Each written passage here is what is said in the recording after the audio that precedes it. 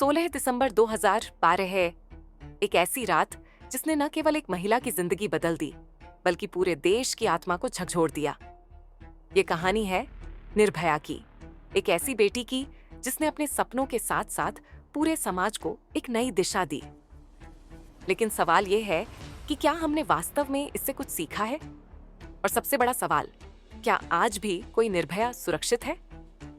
निर्भया, जिसका असली नाम ज्योति सिंह था, एक 23 वर्षीय फिजियोथेरेपी छात्रा थी।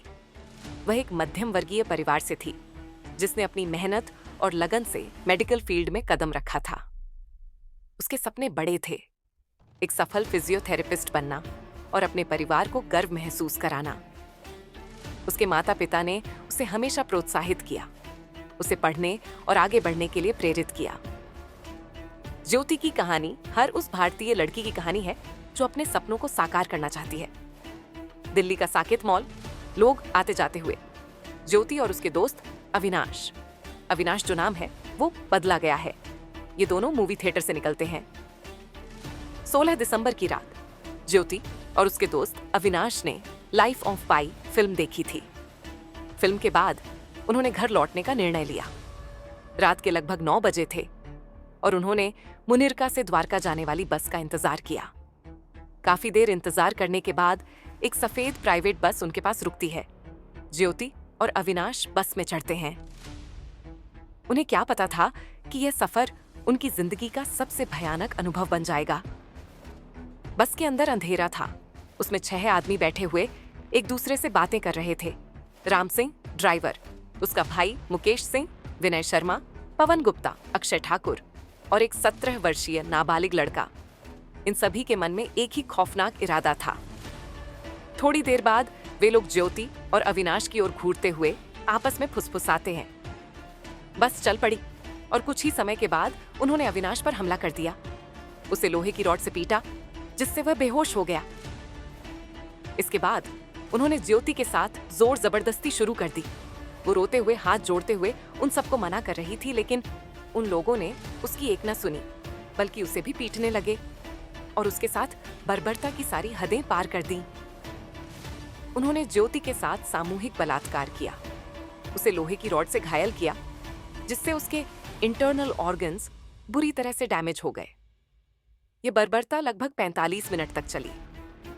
इसके बाद उन्होंने ज्योति और अविनाश को चलती बस से महिपालपुर की सड़क पर फेंक दिया, जिसमें कि ज्योति को बिना कपड़ों के और गंभीर रूप से घायल अवस्था में फेंक दिया।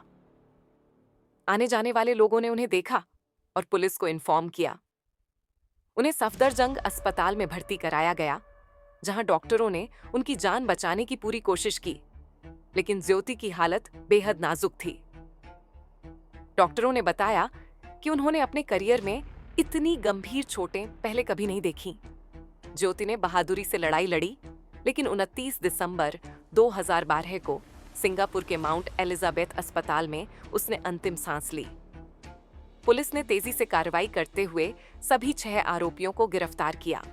राम सिंह, मुकेश सिंह, विनय शर्मा, पवन गुप्ता, अक्षय ठाकुर और एक नाबालिग को हिरासत में लिया गया। फरवरी 2013 में इस केस की सुनवाई शुरू हुई। सरकार ने इसे फास्ट ट्रैक कोर्ट में चलाने का फैसला किया। एक एक करके सबूत पेश किए गए, मेडिकल रिपोर्ट्स दिखाई गईं और गवाहों के बयान दर्ज हुए। अदालत में अपराधियों की हरकतें भी अजीब थीं। कुछ गिड़गिड़ा रहे थे, कुछ अपने गुनाह को छिपाने की कोशिश कर रहे थे, लेकिन एक था जिसने सबसे पहले अपनी जान दे दी। राम सिंह, जो इस गैंग का सरगना था, जेल में खुद को सुरक्षित महसूस नहीं कर रहा था। उसे बाकी कैदियों से भी डर लग रहा था और एक दिन 11 मार्च 2013 को उसने तिहाड़ जेल में आत्महत्या कर ली। लेकिन क्या यह न्याय था? नहीं, क्योंकि यह तो मौत की सजा से बचने का एक तरीका था। 2013 में फास्ट ट्रैक कोर्ट ने 4 दोषियों मुकेश, विनय, पवन और अक्षय को फांसी की सजा सुनाई। उन्होंने सुप्रीम कोर्ट में अपील की, लेकिन 2017 में सुप्रीम कोर्ट ने भी उनकी फांसी बरकरार रखी। लेकिन यह अंत नहीं था। अगले 3 सालों तक उन्होंने दया याचिका, राष्ट्रपति से माफी और अन्य कानूनी रास्तों का इस्तेमाल किया। लेकिन आखिरकार 20 मार्च 2020 को इन चारों को फांसी दे दी गई। ये पहली बार था जब भारत में किसी रेप केस में 4 दोषियों को एक साथ फांसी दी गई। लेकिन इस केस में सबसे ज्यादा विवाद इस बात पर हुआ कि नाबालिग आरोपी को सिर्फ 3 साल की सजा मिली। 2015 में उसे रिहा कर दिया गया और एक एनजीओ के सहयोग से उसे नया नाम और पहचान दी गई। निर्भया की मां ने कई बार सरकार से गुहार लगाई कि नाबालिग अपराधियों के लिए भी सख्त सजा होनी चाहिए।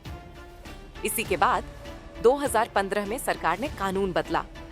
अब 16 साल से ऊपर के अपराधियों को भी वयस्क अपराधियों की तरह सजा दी जा सकती है। निर्भया केस के बाद महिलाओं की सुरक्षा के लिए कई नए कानून बने, जैसे फास्ट ट्रैक कोर्ट, कठोर दंड और निर्भया फंड। लेकिन सवाल यह है कि क्या भारत आज महिलाओं के लिए सुरक्षित है? निर्भया चली गई, लेकिन उसकी कहानी आज भी हमसे सवाल पूछती है। क्या हम अपनी बेटियों को सुरक्षित कर पाए हैं? यह सिर्फ एक केस नहीं था, यह एक क्रांति थी। और यह क्रांति तब तक अधूरी रहेगी जब तक हर निर्भया को न्याय नहीं मिलेगा।